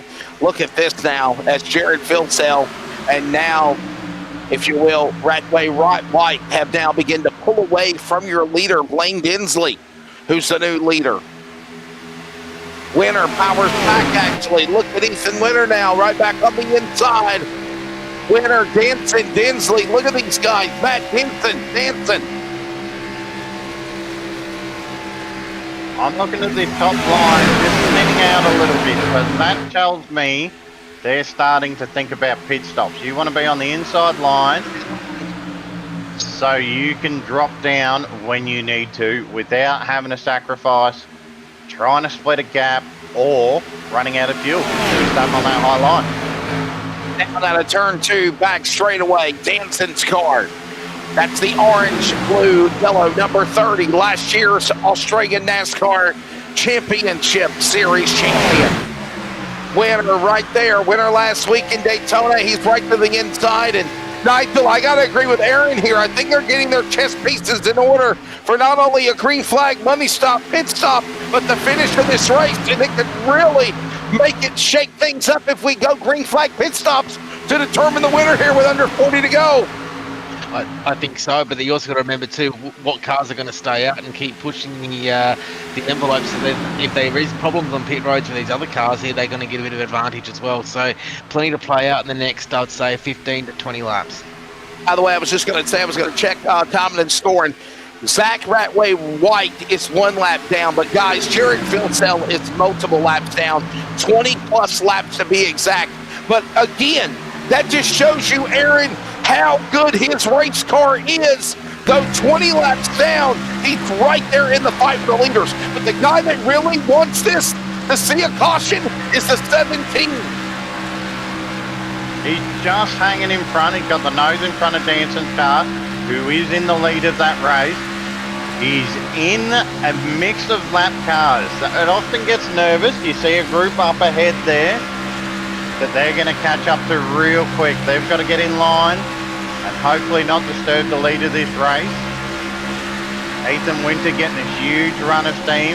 Big run on this inside line coming up behind Jared Filso. You have Dave Olenjanak on the outside in that 311 machine pushing Matt Danson. Working now back to the double dog leg start-finish line here at EchoPark at the ATL. And closing in on 30 laps to go, just past 100 laps. Last pit stop info, there it is. Drivers last time, they come down to the pit lane, and what they did, 3 wide winners, the monkey in the middle, somehow hold it together. You see Danson very loose Newman, on the outside. look at this, going on the loose on the high side, and Danson still holds on to the top. That was just moving around the lap traffic then. Of course, the 2 lines of the lead of this race up to the higher 2 lanes of this racetrack. Everyone gets around there cleanly enough. We're starting to see a bit more 2x2 action. Those are 2 lap cars up in front as now Matt Danson jumps out in front on the outside. Coming to the line, 30 laps to go. Danson up high as they work Nigel in turn 1. 28 degrees of banking at the new configured Atlanta EchoPark Speedway. Is it something under a bit of pressure from Winter there? Sorry, Nigel. No, I was just going to say, will teams at the back of this on the lead lap, will they come down pit road and sneak off and get their service done, then come back out and hopefully try to break the pack and clean air? That'll be something to watch out for. Danson up high. Look at that side draft right there. That's Winter trying to power back along the 30, and he's got friends. The 311 entry right there along there. Another car, a lap down or more, trying to just push. That's actually Micklemore. We're starting to see pit stops, guys. Micklemore, Newman, cars on pit road. Under 30 to go, and these other guys have got to get in order and get to the inside, Aaron, before they come to pit road. Your pit window's about to open in about 2 or 3 more laps. These cars are going to try and push that tank of fuel as far as possible, because you will go down a lap under caution, and it just ruins your strategy if you get caught under caution pitting early. So these guys are still racing hard. That inside line going to string out further and further. There's a bit of room for 2x2 coming to pit lane here. It's not like other, say, at Daytona, where you can only come down off that inside line. You come a long way back on that back straight to enter the pit lane. Right where we are on the racetrack right now, you got that yellow line and that white inner line. Nigel, I bring you in, buddy. Is there an alliance between Phil Sell and Lobs Esports with the 17 of, if you will, the driver of Zach Ratray White? Are they friends? Is there a maybe co-team partnership there, and that's why Phil Sell's pushing the 17, maybe? I'm not really sure of that one, to be honest with you, Wesley. I know there's some alliances out there between the Vermilion and Vortex guys. that's about it that I know of. Apart from that, no. Lobs Esports with Jared and Brad are their own little show. Phil Sell. I'm not talking about Brad. I'm talking about Phil Sell. Phil Sell pushing Radway White. Just wondering if he's just pushing it, if there's a relationship or a partnership there amongst teams, an alliance, if you will. As right now, he's trying to give him another shove, and look at this now, dancing up high, as now the field getting antsy behind them. Aaron, 25-24 to go here in Atlanta, back into one. You can see dancing on the outside there. I just think they're two lap cars working together to keep in front of this field. So a few more lap cars going on the high line. By the way, that 311 is Dave-O. And there goes Rankin and another Project 36 car going to the high side and letting these guys battle it out. Letting them do what they're doing to the line. Under 23 to go. Matt Jansen, the leader. He's now behind these cars as they work back up the bank and keep an eye on the 30. He's now being showed the leader with Winter back in second. Dinsley third. Single file as they go to the back stretch now. Two cars, multiple laps down is the 94 Phil Sell. On the tail end of the lead lap now is the red and white car of Radway White coming to the corner. Another lap on the board, Nigel. There is. I think there'll be another 5 to 10 laps. 5 to 10 laps time, we'll see these guys start coming down pit road. I'd say at the moment, Eagles starting to get everyone dialed in. We've got Tyler Williams in the 99. He's in 7th at the moment, one of his teammates. The other car that's still out there as well, one lap down, is Scott Rankin in the 59. He's 15th at the moment. He's out there as well. So we can see all those cars come down together. Blundell's car into the wall. Somehow he holds it together. We stay green. The 86 almost caused another stack up there. Aaron, and somehow we stay green as now he's got to reset and get around Williams again for 5th. You see two lanes up in that second group of cars, where that lead group is generally one lane strong. Hansen and Winter fighting for the lead. That car on the outside, Zolan Jack, is at least 8 laps down, if not multiple. There was a bit of communication on... That's just racing right there, guys. I mean, I know they're blocking Danson, but they're just trying to cut that air, that draft for the leader to run them down. And I got a feeling amongst that going on, they're going to be coming down pit road anyway. You've passed the pit window. You've passed the pit window, and we're going to start seeing these guys pull on the pit road here in another lap or so, Nigel. Aaron. It does look like they're forming up. That first lane is a long line of cars on the inside of this racetrack. So you want to be, if you're 5, 6, 7 cars back, you want to be ready to react if you don't have any teammates in this race. But a lot of lap cars caught in this field. So I'm looking at, say, 5th place Dane Snadden. He's about the 7th or 8th car in this line. Nobody coming down pit lane yet. And by the way, I'll be honest, am I right, Nigel? I wouldn't worry about those lap cars. I mean, I know Radway White can possibly get back on the lead lap, right? Phil Sell multiple 20-plus laps down, but at the end of the day, that's not your competition. Your competition's behind you. And they're going to be coming to pit road here in a minute. So is Matt Jansen going to be the first guy, damned if you do, damned if you don't, to come down to the pit lane? Or is somebody behind him going to go for an undercut? And here we go. 12th place car, Braden Sagasser. First one on pit road. 17 to go, pit stops underway. But the thing you got to think of too, Wesley, is at the moment why Matt Danson's sitting behind these two cars, he is saving fuel as well. So that means he will spend less time on pit road. So this is a smart strategy play here by Matt Danson. Just sit behind them. There's no need to go out in front. You can just sit there and you might save at least half of the 1 gallon of fuel, which is equal to half a second in pit lane. Smart thinking. Don't realize that, just like Nigel said, you've got these cars in front of him, and Matt Danson, Aaron Dorman, is using the draft just like Dave Olgianzak. That's Dave O from Charleston, South Carolina. Now, he's on the tail end of the lead lap. He's on the lead lap, yes, but he's hanging right there with those leaders. So he will be, Dave Jack, contention for the lucky dog. So he doesn't want to fall further back and get passed by another car. Rat Ray Wright, he's in front of the lead car. He'll just get waved around if there's a caution. So they're banking on that. In the pit stop graphic that we saw before, cars have done 60 laps since their last pit stop, so we can't be far away. 62 laps on some of these cars now. I got a question. Could we see Matt Denson? Could we see Matt Denson go for the finish to try to roll the dice to win this race? And Nigel, we talked about him staying hooked with those cars on the tail end of the lap cars. He's saving fuel. Can he go? Last time he pitted was lap 73.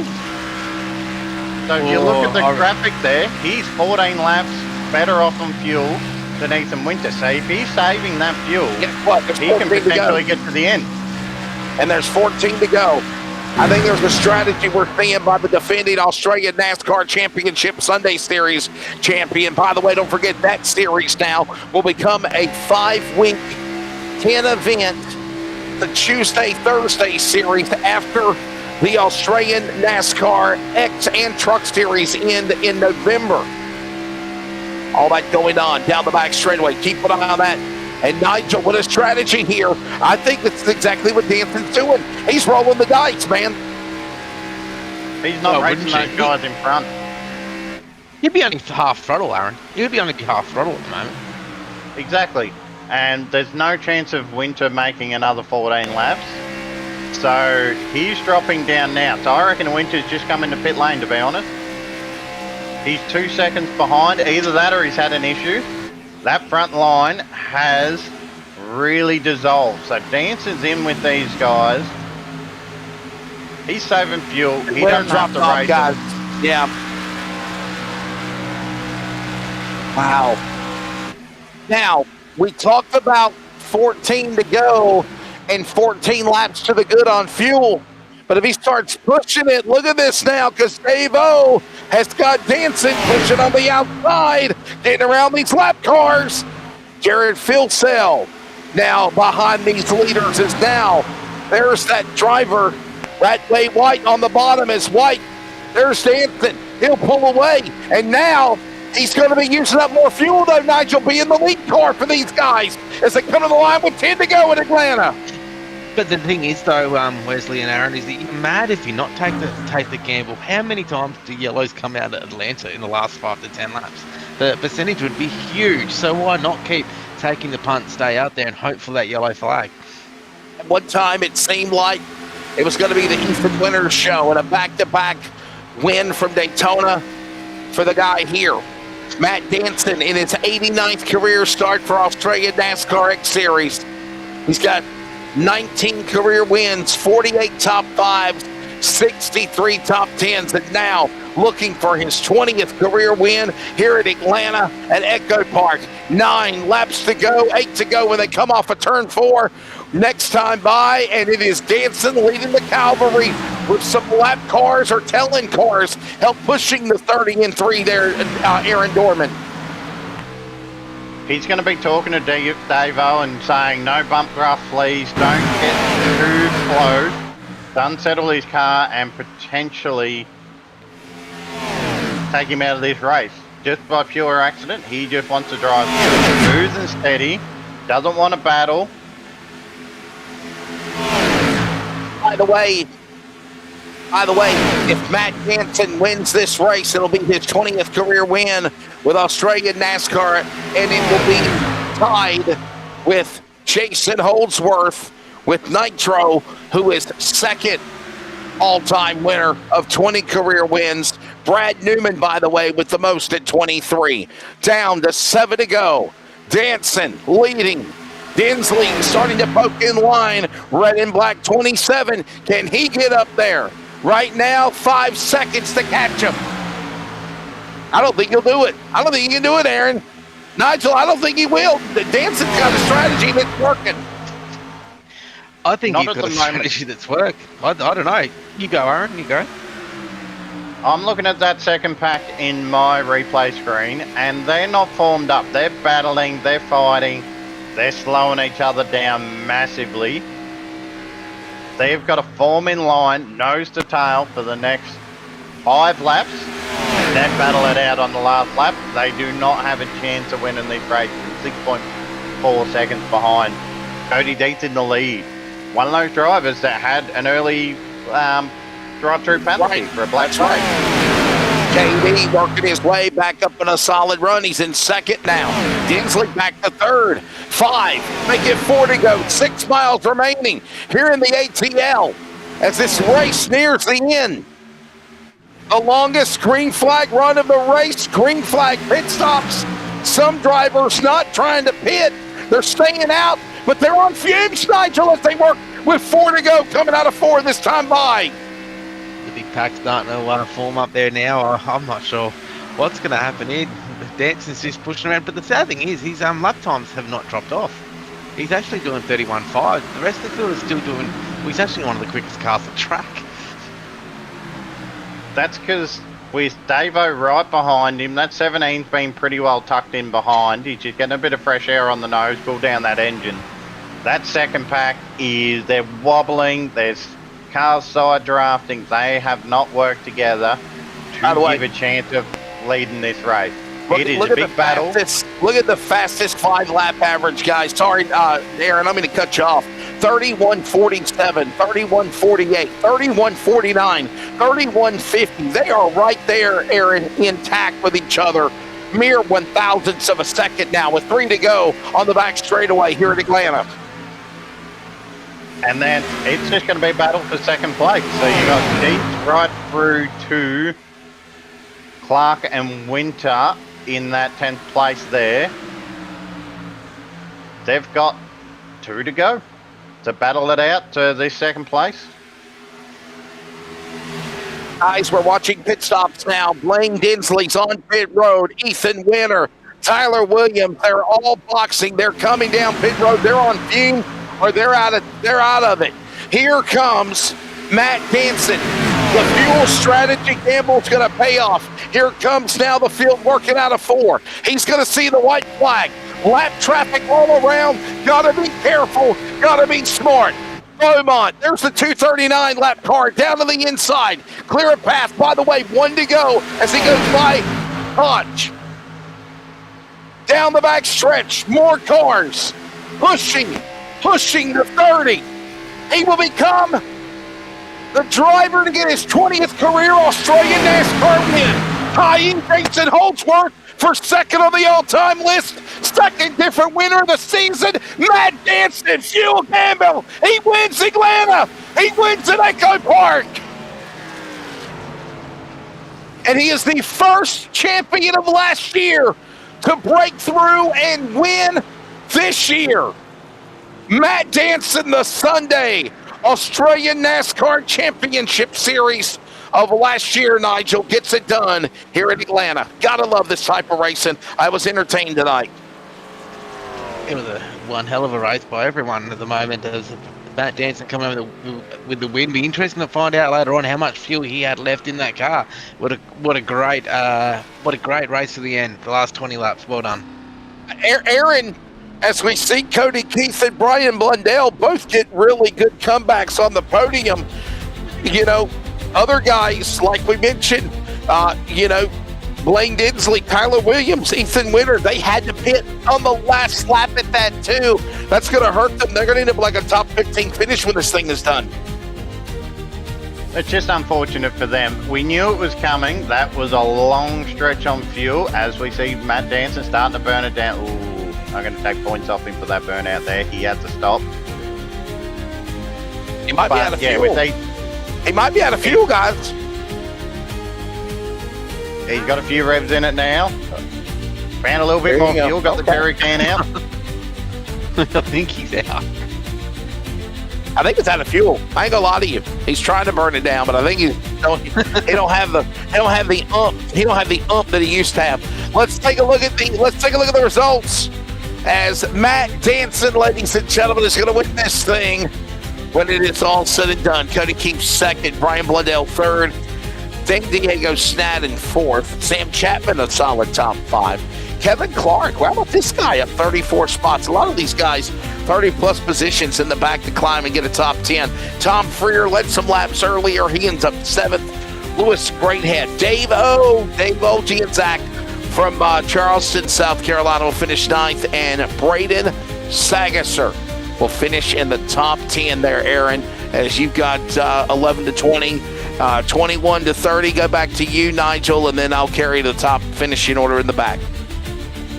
So we got Angus Lawford finishing in 11th place, Blaine Densley, Tyler Williams, Scott Rankin for a bit of a comeback after we heard him in the booth earlier, Zach Rattray Wright, Ethan Winter in 16th after fighting for the lead. He just had to try and save a bit of fuel. That's why you saw him drop off and then into the pit lane.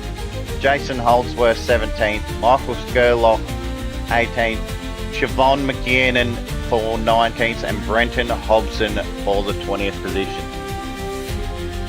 21st position, we have Brendan the Cooch Griffiths for Project 36, and 22nd.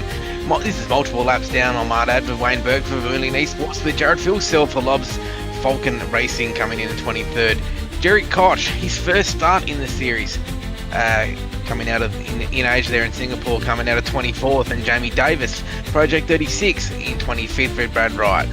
Coming in 27th is Tim Blow Blundell, 28 Trent Gosley after that incident earlier on in the race, and 29 was Ryan Barber for Gremlin Motorsports, and 30th comes with Keith Hackney for Nitro Racing.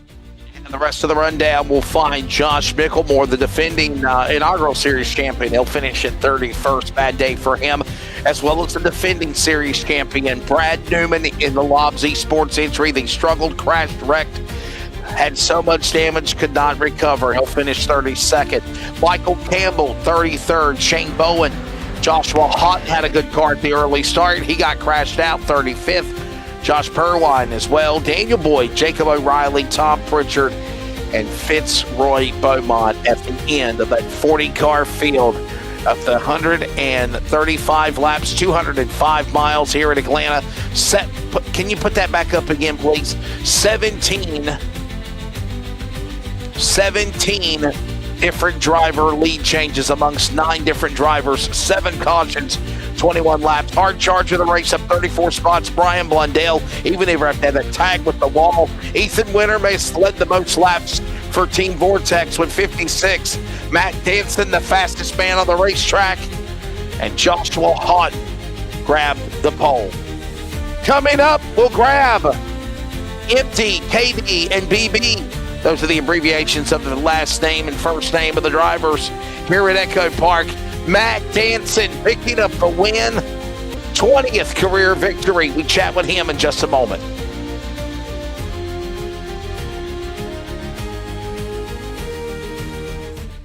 Racing isn't easy, but experiencing it is. iRacing puts you in the driver's seat with the industry's leading sim racing game. Drive on laser scan replicas of the greatest racing circuits from around the world. Go head-to-head against other drivers chosen by skill-based matchmaking to ensure competitive racing at every level. Compete across all your favorite series. In officially licensed cars, engineered to deliver the most accurate driving experience possible.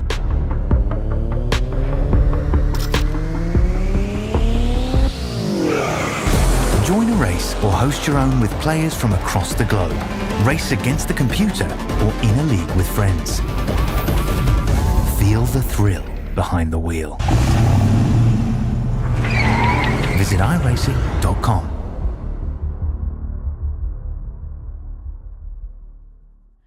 Hello. Hope you all had a good Christmas and everything like that.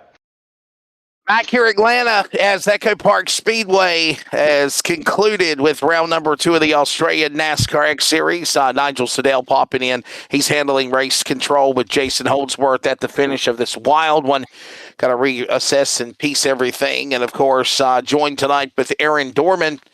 We're going to go down to Victory Lane and grab Matt Danson. Matt Danson will pick up his 20th career Australian NASCAR Series win. In addition to that, he now ties Jason Holdsworth for second on the all-time win list of winners, and in career start number 89. Congratulations, Matt.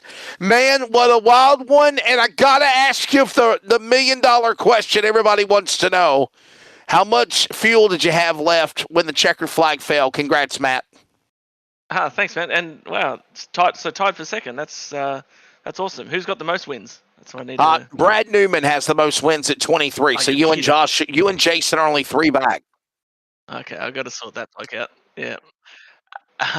Yeah, I'll get him. Don't worry. That's a big honour, though. Obviously, Brad and I sort of joined around about the same time, and it's been sort of a ding dong battle each week. So it's cool to be sharing those kind of accolades, or battling for those kind of accolades. So, but yeah, P2 overall, that's cool. Fuel, I had heaps. Were people struggling with fuel? Were they? Yeah, I mean, they come down to the white flag. We had drivers come to the white flag and come down pit road. Yes, sir. Yeah. Oh, no way. Okay. Well, yeah, I could have done like another 20 laps, I reckon, in there. I don't know exactly how much I could have done, but I had gallons to spare. I could have, yeah. I didn't know it was that close for some blokes. So come down to the strategy game. Yeah, come down to that strategy game. So a few people pitted about 14, 15 laps earlier than you. So did you pick the last caution to take a top up where they would have banked on track position? I think the second half of the race, honestly, actually the whole race is a bit of a blur. Because we've been having anyone who's in Melbourne, probably Victoria, I don't know if it's widespread, but anyone in Melbourne's probably been experiencing the thunderstorms and everything. So for me, it was just I was just hanging on, hoping that the power wasn't going to drop out at any moment. So I had these massive sort of thunder, rumbling around me, and I guess it gave the sensation of being in a big V8, didn't it? But lightning flashes outside the window as well. So for me, it was kind of hanging on. But yeah, well, the kids are inside as well. Yeah, that's a good point, Dean. But it's as far as the I think I pit when I got the lucky dog, and then did I pit after that? I think that was it. I think I pit on the lucky dog, and then the last time you pitted was lap 73, Matt. Okay, 73. That surely must be. Hang on, we'll do a bit of a backtrack while we're talking to you. But I honestly didn't know there was a fuel situation. I just came in whenever it was that I did pit. I'm pretty sure it was lucky dog. Because I had quite a bit of damage which I had to get repaired. We were first half of the race, we were kind of just on the back foot the whole way, and then once we got that cleared, then it was I'd had some a run earlier in the race when I was a lap down, but I knew I had good speed, so I kind of I figured if I can just get somewhat near the front, we've got a piece to battle with. And then I was fortunate enough that I think it was Zach and definitely Phil Sell, up there. And Dave as well, Dave O, who I was working with, and then he, copped a penalty. So that was really unfortunate for him, but then kind of fortunate for me because once he'd served that, he sort of filtered back into the field right around, around the front, and we were able to work together as well. So I was kind of in a bit of a niche there, and I knew that. I was sort of thinking, okay, if I can use these lap cars to just create a bit of a buffer, and I was watching, Ethan and a few of those other guys, I think Blaine and so on, that were up there. And I just figured if I could just keep a bit of a buffer, then I saw them start to drop back a little bit. I thought, hang on a second, what's going on here? And then we just, started pulling more and more of a gap, and thought, how good's this? Well, Matt, buddy, congratulations to you. Big kudos. Again, as I mentioned, tied now with Nitro. Jason Holdsworth, second on the all-time win list with 20. And obviously, man, big congratulations to you for Altus. And again, not in the playoffs because we don't have playoffs anymore. But keep on doing what you're doing to see what we can do, trying to defend another championship. Ladies and gentlemen, that's Matt Danson. Let's grab now second place. And it is Cody Keith, KD, in the 069. He will finish in the P2 position. Cody, first off, from Brisbane. What a comeback. Got penalized worked your way from the penalty through the field. I guess all those multi-car accidents and cautions and kerfluffles made it work out in your favor to get back in this thing, man. And you had to kind of dodge a couple of wrecks along the way yourself. Good. I guess second is like a win for the for your car after the day you had, huh? Yeah, no, absolutely. Was feeling pretty down after going 2 laps down after the penalty. So just happy to come home with second, and obviously it's a points race at the moment. So I think that's really good points for the championship. So with that penalty, did you just then try and keep your car clean and keep yourself in a lucky dog position? How long did it take you to get back in a spot to get back on that lead lap? I was on the lead lap within the last 60 laps, so pretty much for the 30 laps that I was, I guess 2 laps down, I know I needed to try and get to the front so I could get to a position where I could get the lucky dog, but I also wanted to make sure that I still had a car for the end, so just sort of a balance between that. Well, Cody, before we let you go, man, if you got anybody you want to thank sponsor-wise or people to help you, please mention them now, and we'll see you at the next one. Yeah, cheers. Shout out to Eclipse Sim Sports, obviously. Team of Run Under, great bunch of guys. Shout out to Griffin. He helps us with all the setup work and stuff like that. And shout out to Zach for covering for Griffin tonight on late notice. He was doing a pretty decent job until he got wrecked. So good job, team. Cody, of course, Cody Deeth, right there. KD will finish in the number 2 position and his first ever top 5 finish. So big props to him. His first top 5 and a first top 10 the other race, and now he's got 2 top 5s in the top 10 in just 3 starts. So, man, there's a good trend there for Cody Deeth. Let's grab now the man that finishes in 3rd, Brian Blundell. Oh, double B. What a way to bounce back. I saw you when you tagged the wall coming out of turn 4. Was there any worry that car was badly damaged? And what a way to come back and finish on the podium in 3rd place, sir. Got to be like a win for you. Yeah, it definitely feels like a win. And, when we did tag the wall, I didn't expect to come back and bounce back as well as we did. So can be lucky. You've been in this series a long time, Brian, so it's good to see you up there, getting a podium position. You're just a hard slog. So what does it mean to you to get up the front and battle these guys? Yeah, always good to battle with the boys. Always learning something from each and every one of them along the way. It's generally the way Tim and myself have done a lot of our racing, is start down the back, learn what the others are doing, and see where we can capitalise. By the way, Brian Blundell, after tonight, has career start number 176 for Australian NASCAR Series competition. And along with that now, 6 top 5s and now 37 top 10s. But looking for that first career win, do you feel like, obviously, second race of the season, Brian, taking advantage of a podium here, it's got to be a momentum boost to try to put yourself in a catbird seat for victory before the end of the season, right? Yeah, the work that Tim, myself, and the other crew that hang out with us are putting in is starting to show results again. Learning the new aero package on the different vehicles, and then coming to these tracks that are slightly changed over the years. Always a challenge, but a challenge that we accept. All right, buddy. Well, before I let you go, man, thank those sponsors, sir, and good job on the podium finish. Yep. So BSR, so that's myself, Zach, and Timo. Tim leading the way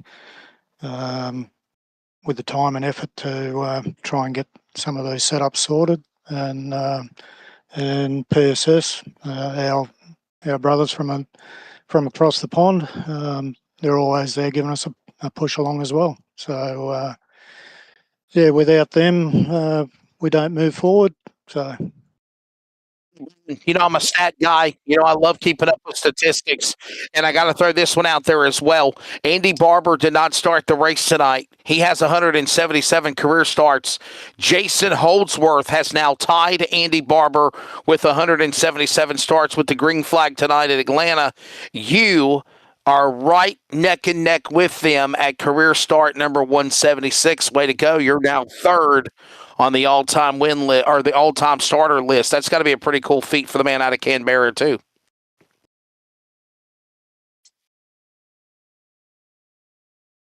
Yeah, I don't know. Uh, Go ahead, Brian. I know no names. 57 years of hanging around. No, I don't have one. Nothing's ever. I call him Double B, but I also call Double D Dave Douglas and Brian Blundell. So, nonetheless, Yeah, man, Brian, I just figured you'd like that little stat, man, because you're starting to climb at least to the top at something there. No dramas.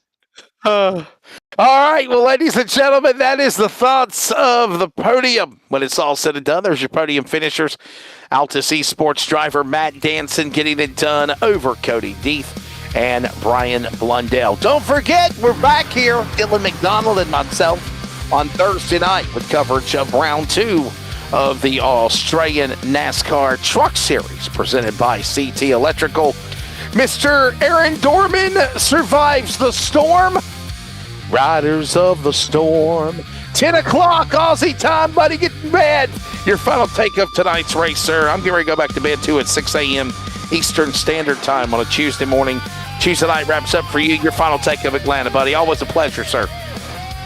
That was an interesting race. There was a lot of chaos at the start, but then they all settled down in that second half of the race. Saw some strategy come through to play in Danson's hand. You'll find me on track with CT Electrical on the car in Thursday night's race. Thank you for having me. Been a pleasure, Wesley. Always, man. Thank you for covering for Nigel Siddell. And, of course, glad that you're okay with all that nasty weather down in Aussie world. Well, Aussie mates and mateys, your American announcer, Wesley Outland, says, bon voyage. Have yourself a great rest of your night, rest of your week. We'll be back with you on Thursday with coverage of the trucks from EchoPark. And for us, we're going to Circuit of the Americas. NASCAR is going to COTA this weekend. COTA for us next Tuesday night as well. If you'd like to know more details about Australian NASCAR, check it out on Facebook, Highline on social media, and hit that subscribe on YouTube. As always, for Jason Holdsworth, Nigel Siddell, for Aaron Dorman, Dean Hopkins, I'm Wesley Outland. Good night. Congrats again. Matt Danson wins Atlanta. Good night. Racing isn't easy, but experiencing it is. iRacing puts you in the driver's seat with the industry's leading sim racing game. Drive on laser scan replicas of the greatest racing circuits from around the world. Go head-to-head against other drivers chosen by skill-based matchmaking to ensure competitive racing at every level. Compete across all your favorite series. In officially licensed cars, engineered to deliver the most accurate driving experience possible.